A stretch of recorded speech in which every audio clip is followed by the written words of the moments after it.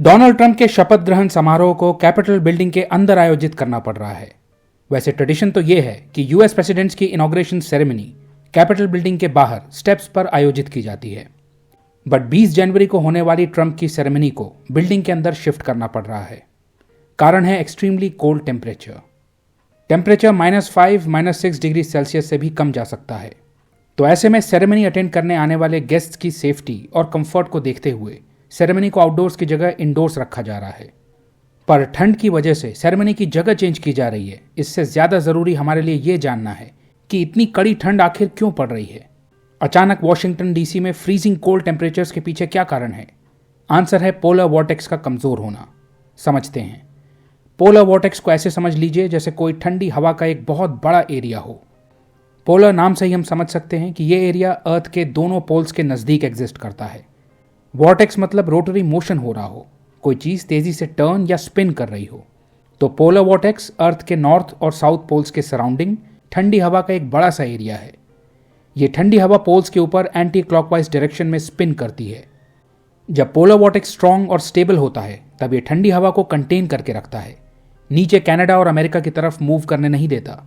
तो ऐसा समझ लीजिए कि स्ट्रांग पोलर वॉर्टेक्स एक बैरियर की तरह एक्ट करता है जो आर्कटिक रीजन की ठंडी हवा को होल्ड करके रखता है। बट जब ये पोलर वॉर्टेक्स कमजोर हो जाता है तब ये आर्कटिक रीजन की ठंडी हवा को पोल्स के नजदीक कंटेन करके नहीं रख पाता है। देख रहे हैं वेवी जेट स्ट्रीम और ये कनाडा और यूएस की तरफ मूव करती ठंडी हवा। अनस्टेबल या वीक पोलर वॉर्टेक्स से ये होता है।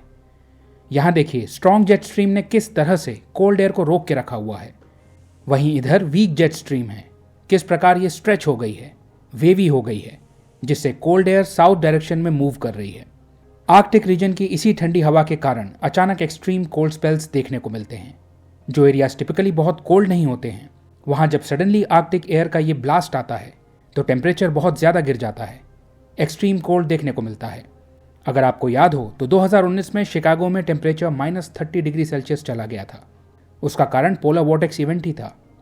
2019 में डोनाल्ड ट्रंप यूएस के राष्ट्रपति थे।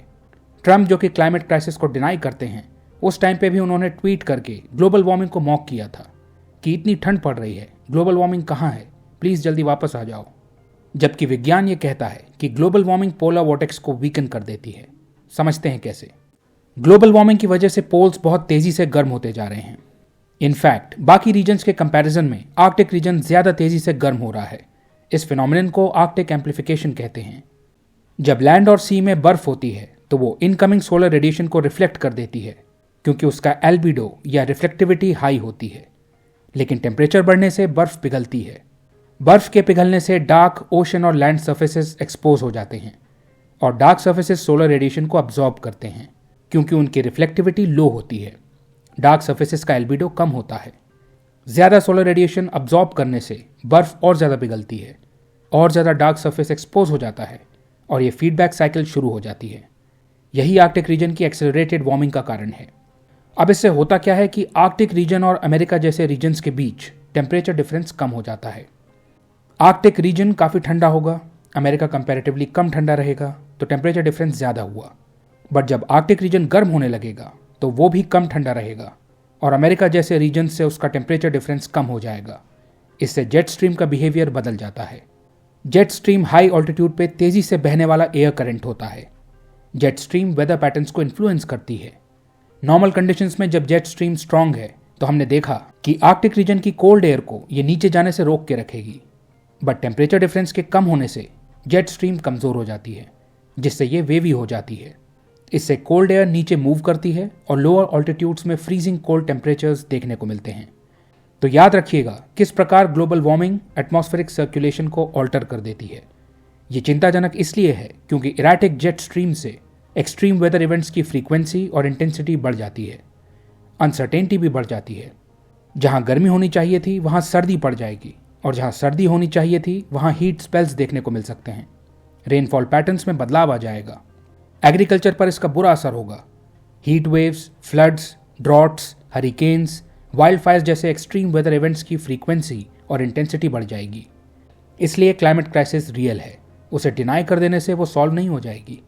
अभी तो केवल इनॉग्रेशन की जगह बदली है, उसे मैनेज कर लिया, सेरेमनी को अंदर करवा लेंगे।